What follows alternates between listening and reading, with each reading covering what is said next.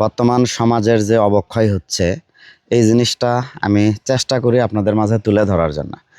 বানদিঘি চাতালের মোড়ে পিছনে একটা জায়গা আছে যেখানে আমাদের এলাকার সবজিখোরেরা কিন্তু সবজি খায়।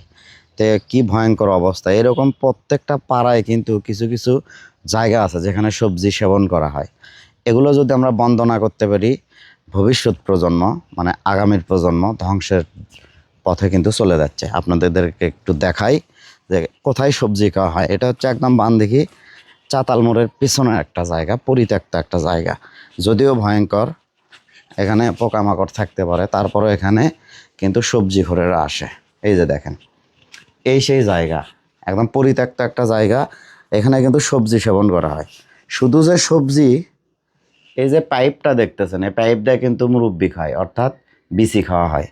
এখানে সকল সরঞ্জাম কিন্তু আপনারা দেখলেই পেয়ে যাবেন। এই যে বোতলের মুখা, বিভিন্ন রকমের, এই যে ম্যাচের কুটিকাটি। মোট কথা এই জায়গায় বসে থাকে কিন্তু রাতের বেলা সবজি সেবন করে। এই জায়গায় সবজি খাওয়ার একটাই সুবিধা, এটা লোকচক্ষুর আড়ালে।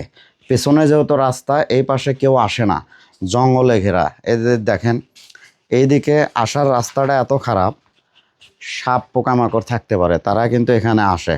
আর যারা সবজি খায় তাদের মস্তিষ্ক বিকৃত, তাদের ওগুলো সাপ বিচ্ছুর ভয় নাই, তারা এখানে আসে, টিপটিপানি আলো দেয় কিন্তু সবজি সেবন করে।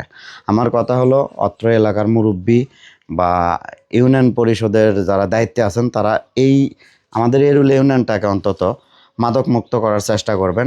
ভোট ঘরের পাশেও কিন্তু সবজি খাওয়া হয়, চেয়ারম্যানের খুব কাছেই, মানে চেয়ারম্যান প্রতিনিয়ত যেখানে বসেন তার কাছে। আমার আকুল আবেদন থাকবে, চেয়ারম্যান সাহেব প্লাস ইউপি সদস্য যারা আছেন, এই বিষয়টা অবশ্যই পদক্ষেপ নেবেন। পাশাপাশি সামাজিকভাবে আমাদের দায়িত্ব, যারা খোলামেলা অবস্থায় বানদিঘি হাটে সবজি বেচে, এদের বিরুদ্ধে ব্যবস্থা নেওয়া।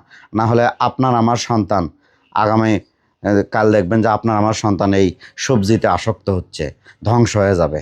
তো এটাই হচ্ছে বিষয়, আপনাদেরকে দেখালাম। আপনার এলাকায় যদি এরকম কোনো সবজি খাওয়ার বা মুরব্বি খাওয়ার কোনো জায়গা থাকে, অবশ্যই আমাকে ইনফর্ম করবেন। আমি চেষ্টা করব সামাজিক অবক্ষয়ের জায়গাগুলো আপনাদের সামনে তুলে ধরার জন্য। ধন্যবাদ।